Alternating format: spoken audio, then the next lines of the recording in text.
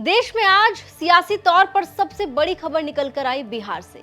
बिहार विधानसभा चुनाव नजदीक हैं और बिहार विधानसभा चुनावों को लेकर महागठबंधन ने साझा प्रेस कॉन्फ्रेंस में एक बड़ी घोषणा की। बड़ी घोषणा सीएम पद के उम्मीदवार को लेकर कांग्रेस के वरिष्ठ नेता अशोक गहलोत की ओर से की गई। अशोक गहलोत ने कहा कि महागठबंधन में सीएम पद के उम्मीदवार तेजस्वी यादव हैं।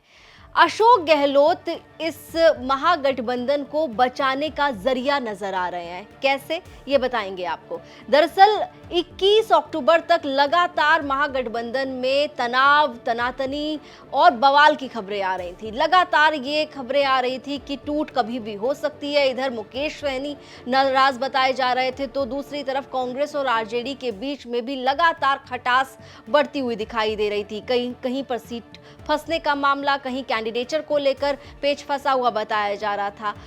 वहां पर ऑलरेडी कांग्रेस ने जिन्हें प्रभारी बनाकर भेजा हुआ था, कृष्णा अलावरू मौजूद थे। कृष्णा अलावरू ने काफी हार्ड सीट शेयरिंग को लेकर बार्गेनिंग की, लेकिन उसके बीच में ही आरजेडी और कांग्रेस के रिश्तों में तल्खी आ गई और इसी तल्खी को खत्म करने के लिए दिल्ली से राहुल गांधी, मल्लिकार्जुन खड़गे ने अशोक गहलोत को भेजा। अशोक गहलोत कांग्रेस के वरिष्ठ नेता हैं, राजस्थान के 3 बार के मुख्यमंत्री रह चुके हैं और एक अच्छा खासा राजनीतिक अनुभव उनके पास है। वो जानते हैं कि किस तरीके से जो गठबंधन के साथी हैं उन्हें साथ लेकर आगे बढ़ना है और जो मनमुटाव की जो तस्वीरें बाहर आ रही हैं उनको कैसे ठीक करना है। राहुल गांधी ने कोई संदेश भी दिया होगा अशोक गहलोत को, उसे कैसे आगे डिलीवर करना है।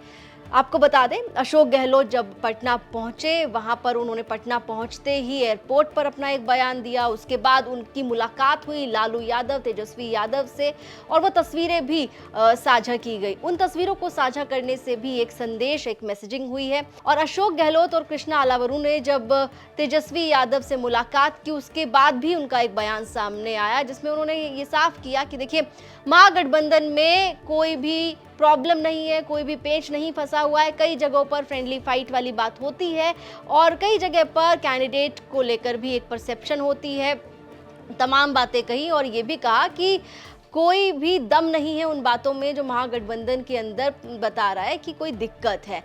इसके बाद आज, जी हाँ, 23 अक्टूबर को अशोक गहलोत ही वो नेता थे महागठबंधन की प्रेस कॉन्फ्रेंस में जिन्होंने तेजस्वी यादव का नाम बतौर महागठबंधन के सीएम पद के उम्मीदवार के तौर पर घोषित किया। आपको वो तीनों बयान दिखाते हैं और समझिए किस तरीके से अशोक गहलोत जो है वो इस महागठबंधन में टूट को बचाने से रोकने में कामयाब होते हुए नजर आए। देखिए, कोई विवाद 243 सीटें हैं, यहाँ पर 243 सीटें हैं। इतने बड़े महागठबंधन में 5-10 सीटों पर विवाद होना कोई नई बात नहीं है। किसी भी प्रदेश में अगर अलायंस होगा तो हो सकता है कुछ सीटों पर आप पर ना इत्तेफाकी हो, पर जो मीडिया में बहुत ज्यादा ही आ गया, ऐसा आ गया जैसे पता नहीं क्या हो गया है, गठबंधन का क्या होगा, ऐसी स्थिति है नहीं। तमाम काम बहुत स्मूथली चल रहे हैं। आपको खुद को महसूस होगा 1-2 दिन के अंदर जो भी कंफ्यूजन है तमाम सब स्पष्ट हो जाएंगे। और ये भाई अच्छी बात हो गई है। कल प्रेस कॉन्फ्रेंस है, उसके अंदर तमाम क्लैरिटी रहेगी, कंफ्यूजन है वो समाप्त हो जाएगा। पूरा महागठबंधन एकजुट होकर चुनाव मैदान में उतर रहा है। पूरा थोड़ा एक कंफ्यूजन पैदा कर दिया गया, कोई दम नहीं है।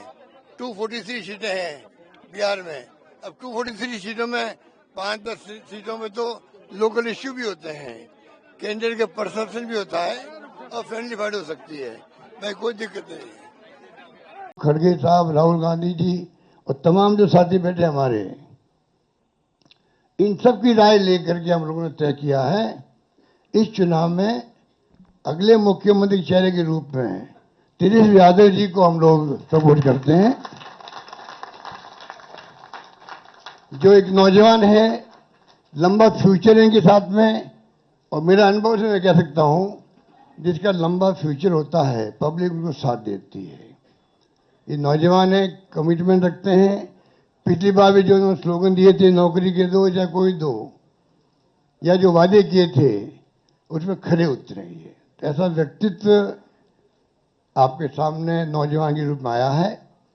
सोच समझ के सबने फैसला किया है। ये नेता के रूप में उत्तरंग मैदान में राहुल गांधी जी ने मिलकर जो यात्रा करी थी, बड़ा इम्पैक्ट है। आने वाले वक्त में इनके अलावा राहुल जी भी आएंगे और नेता आएंगे, प्रियंका जी भी आएगी, सब नेता आएंगे और हम सब जो बैठे स्टेज पर सब मिलके संकल्प किए हुए हैं कि जो हालात देश के हैं, देश हित के अंदर और देश चाहता है उसके अनुसार हम चाहेंगे कि बिहार में ये जो लंबे समय तक नीतीश कुमार जी रहे हैं सत्ता में, अब कुछ कर नहीं पा रहे। अब तो हम पूछना चाहते हैं अमित शाह जी से, इनकी पार्टी के अध्यक्ष जी से, क्या पता ही हमारा नेता तो हो गया तेजस्वी यादव, आपका नेता कौन है बता दीजिए। इससे काम नहीं चलेगा कि नीतीश कुमार के नेतृत्व में चुनाव लड़ा जाएगा।